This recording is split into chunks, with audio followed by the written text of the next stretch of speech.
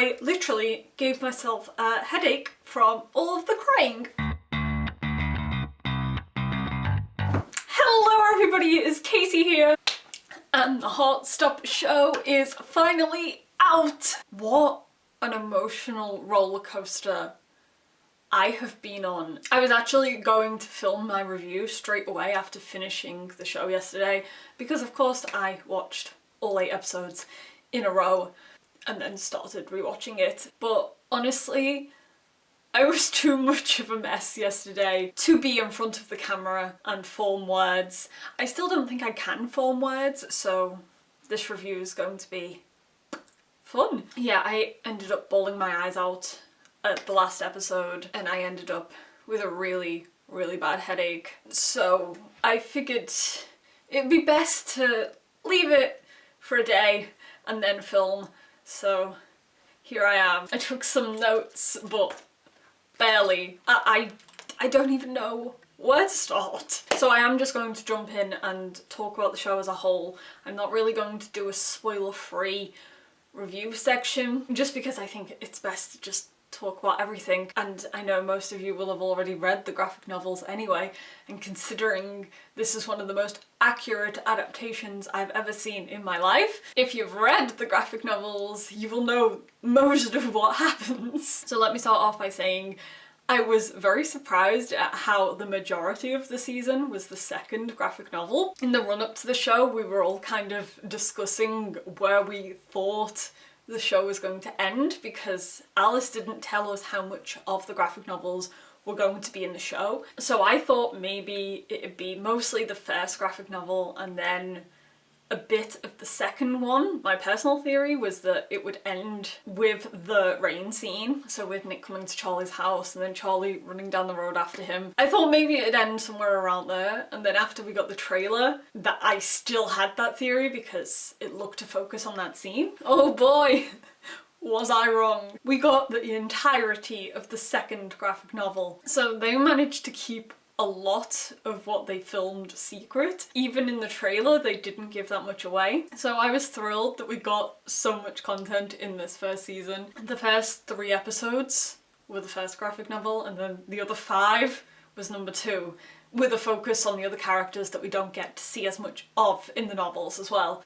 There's just so much to talk about. So I need to talk about the style of the show. Perfect. Literally perfect. It captured the vibes of the webcomic absolutely perfectly. What I especially loved was the animation that ran through the series. We had the leaves that are such an integral part to the story for anyone who has read it in its graphic novel form. We had little flowers popping up everywhere, and then one of the cutest aspects was the sparks every time they touched hands or were about to touch hands. It was just so adorable and so fitting. So it was a genius move to include animation in the show. Also, the music was flawless as well. I've had the soundtrack on repeat since I watched the show. It warmed my heart to see that there was some songs from Alice's original Heartstopper playlist inserted into the show, and they were favourites of mine anyway, so to actually hear them in the show was such an emotional moment, because I've played that original Heartstopper playlist so much. And so yeah, I nearly teared up just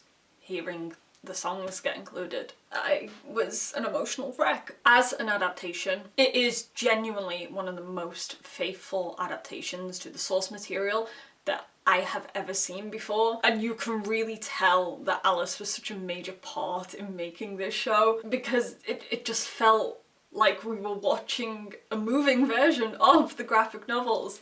It was that accurate. I reread the first 2 graphic novels the day before the show aired, so I had all of those scenes fresh in my mind, and it was honestly just like watching them come to life. You've probably seen all the comparisons online between the webcomic strips and the show, so you'll know how absolutely word for word perfect they were. I can't get over how good it looked on screen. There were so many scenes where it was just taken directly from the page. The first kiss between Nick and Charlie, it was what we've read before, what we've seen before. The room was exactly the same, and it was just magical to watch it come alive. This is exactly what happens when you get the author of the original material involved in the adaptation. Especially with Alice being the writer as well, we knew that any changes or additions to the show were made by her, so it felt authentic to the characters. One of the best parts of the show was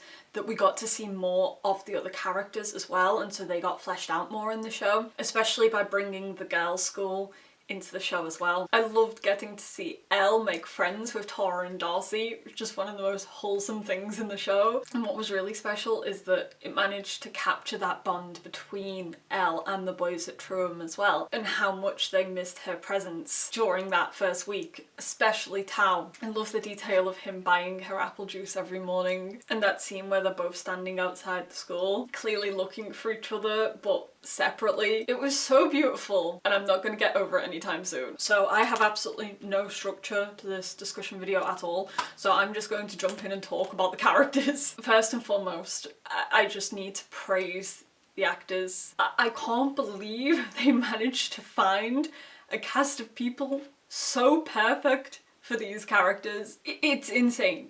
It's literally insane. I am immensely grateful that they did an open casting call and they picked mostly unknown young actors, and we just completely got to see them shine in this show, and I'm so excited for all of their future careers. One of the standout performances for me though was Kit Connor as Nick Nelson. He just is Nick Nelson.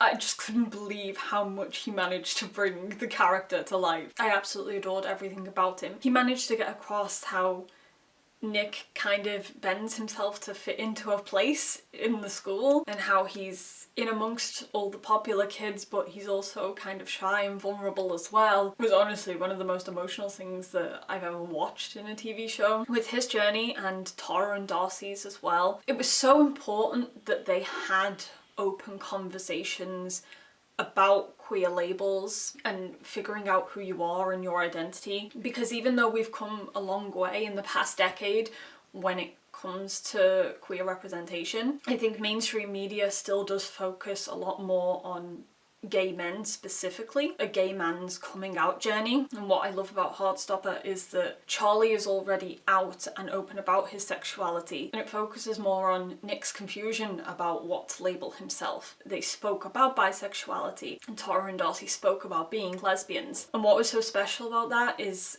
they are labels that we don't hear spoken enough on television. I feel like still even now, even the word lesbian is treated as kind of a dirty word. You don't hear it just spoken clearly and openly in conversation between characters that much. And again with bisexuality, we're at a point where you do see it on screen more, but you don't hear characters talking about it. And so that was a really important part of the show for me, is that it just normalizes these discussions and these labels and being confused about what label to use, because it is confusing. Heartstopper is a story that I so desperately needed when I was a teenager, and even though I didn't get to have it then, I'm so grateful that I at least get to experience it as an adult, and knowing that there's a new generation of teenagers who get to have this in comic form and also on TV as well. And shows like this are so important, and I'm so thankful that writers like Alice exist. So yeah, Nick's bisexuality was definitely one of my favourite aspects of the show. The scene at the start of episode 3 where he's taking all of the quizzes and reading all of the articles, and you can see that he's starting to cry, absolutely broke my heart, because how relatable is that scene? How many of us have asked those questions online before? And it is so scary and you feel so alone, and stories like this are going to help people not feel alone. And also the scene with him coming out to his mum in the final episode, I was literally gone, especially because it is word for word from the comic as well, and it was Olivia Colman. It was Olivia damn Colman. I couldn't see through my tears. I just adored how loving and wholesome it was. It was just such a beautiful scene. Yeah, hats off to everyone involved in this show. So I absolutely adored Joe Locke as Charlie. I know this is his first on-screen role, and he was just absolutely flawless. He is Charlie Spring. I'm never going to get over how perfect this cast is. He did a wonderful job of showing that there's more going on underneath what we see to Charlie. Obviously, those of us who have read all of the graphic novels, we know that Charlie goes on a downward spiral when it comes to his mental health, and there are a lot of aspects of his character that you don't see at the start, but I like that the show dropped in small hints to that. They show that he does have intrusive thoughts, and they show his difficult relationship with food, and obviously they are things that will play a bigger role if we get a second season of the show. And so I think a lot of people will see themselves represented in Charlie. I absolutely adored his relationship with Tori as well. Just Tori in general being in this show made me so emotional because Solitaire was Alice's first novel. Tori is the character. She's the first character. It just took me back to all those years ago on Tumblr when I first saw Solitaire, when I first saw Alice's account. It made me so emotional to just see Tori on screen. I am desperately hoping that the show does get to continue and that Solitaire gets brought into it so we can see Tori's story as well. I would absolutely adore that. So yeah, I really want more Tori. So all of the other characters were perfect as well.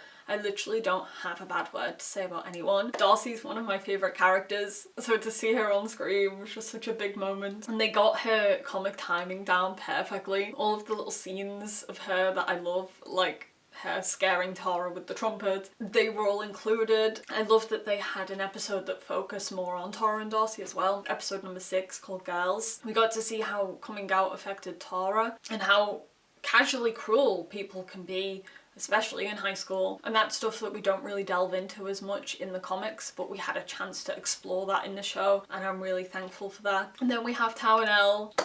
I love them so much. Tao is another one of my favourite characters, and I was really worried about him in the show. He was probably the aspect I was worried about the most, because I knew that if he wasn't done right, he could come across as quite cold-hearted and bitchy, but I had nothing to worry about at all because he came across perfectly. It was everything I wanted it to be and more. The show really allowed us to see how much he was scared of things changing and how he didn't want to feel like the odd one out and the one left behind, and that's something that, again, I think a lot of us know how that feels, and so we probably saw ourselves in Tao's scenes. The show really allowed us to see more of his struggle with that, especially towards the end of the series where he started fighting back to Harry and then got into an actual physical fight with him, broke friends with Charlie and was sitting on his own, and all that stuff is so heartbreaking, but I'm glad that we got the chance to see that. So while we're on the subject, should we talk about Harry? Oh my god,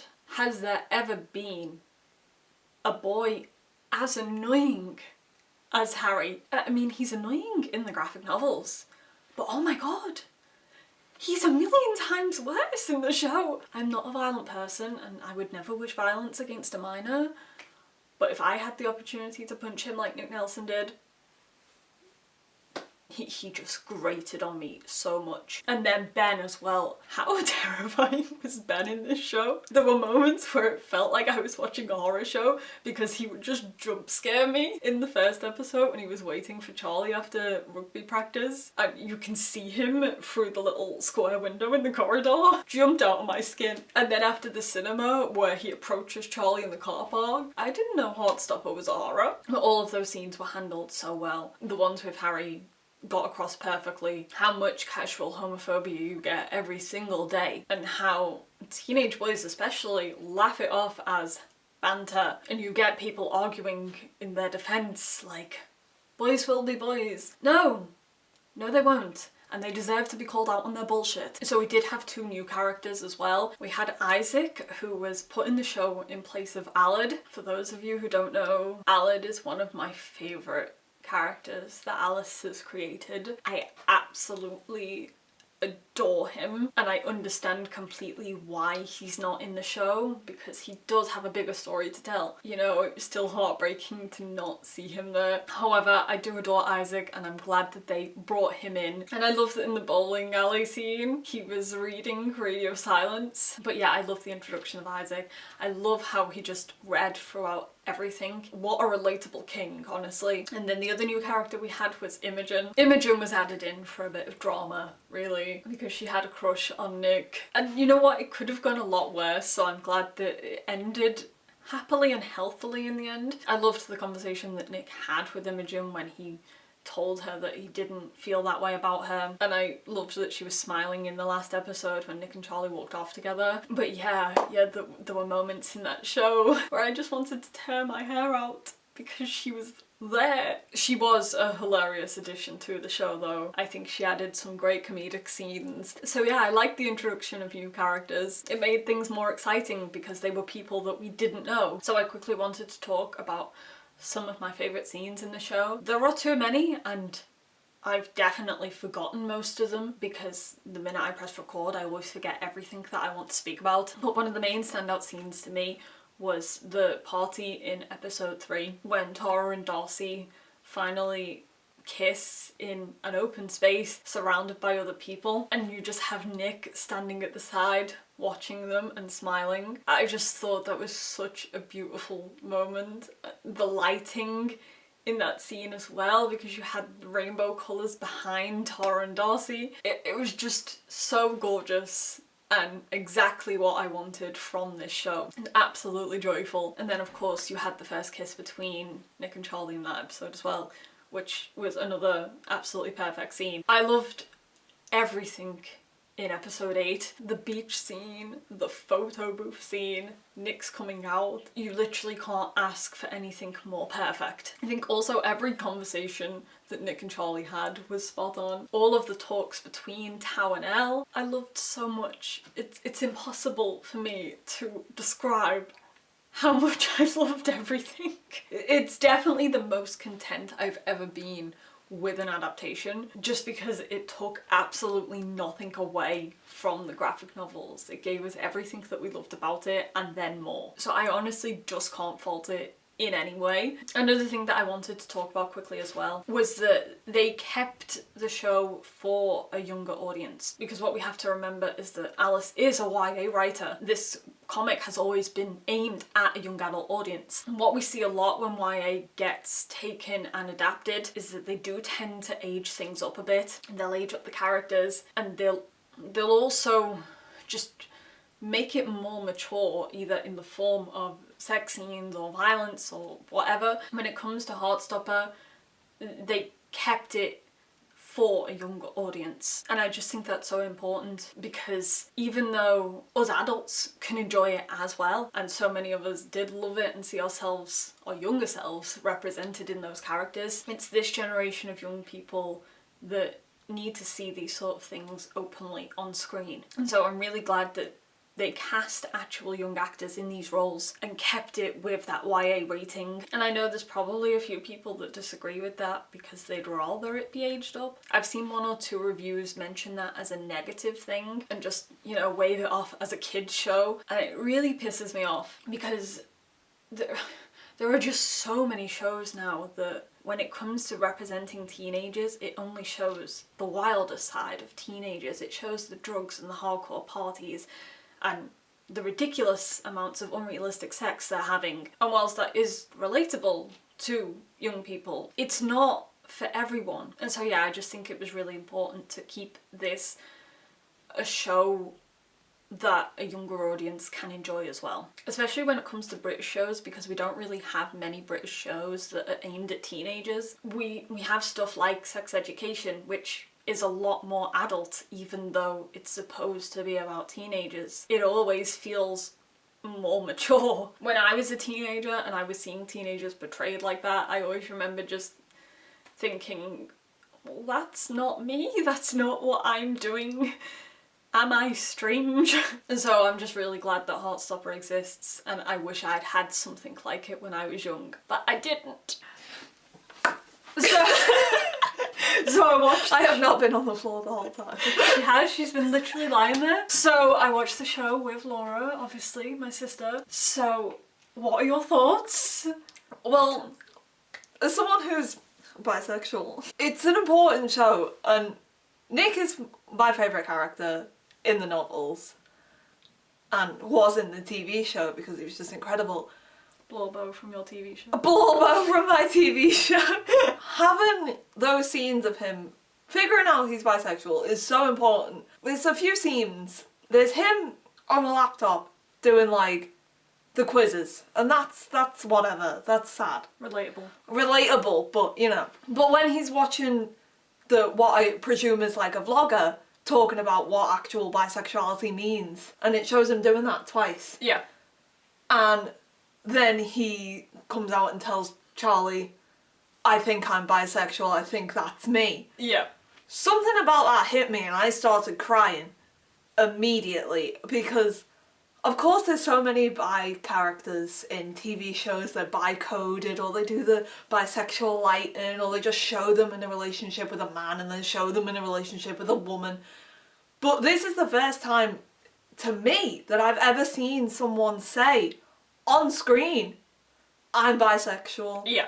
And like, there's something about the coming out scene to his mum. He's like, Charlie's my boyfriend. I like girls and I like guys. She says, you don't have to say you like girls if you don't. Yeah. And then he's like, I'm bisexual. She does not argue with him on that. She's not like, are you sure? Are you... Because you do get that a lot with people questioning whether you actually mean that or whether you're just trying to cover up the fact that you're actually gay. Yeah. Whereas, no, he is a bisexual character, and having that there, it's just so important because there's just not that much coming out as bi rep. Like, in the shows that have bi characters, they're always already out. Yeah. And they're so confident with their sexuality, whereas no, it's terrifying because like you kind of feel like you're not gay enough. Yeah. Despite the fact that you know you are. Yeah. But you don't feel like you are. Do you know what I mean? Well, despite the fact that yeah. you are. Yes, I know what you mean.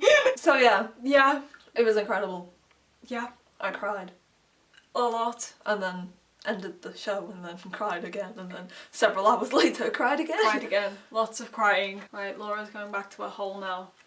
Disappearing. Oh, my knee! Knee cracking is a family trait. Oh! So please do let me know all of your thoughts on the show. Did it live up to your expectations? Yes. Did it not? In which case, Get some help. please leave all of your thoughts and feelings down in the comments. I will leave a link to Laura's Instagram in case you want to go. Just point to me on the floor like they can see me. Thank you guys so much for watching. I hope this show meant as much to you as it did to me. So, I will see you next time. Bye!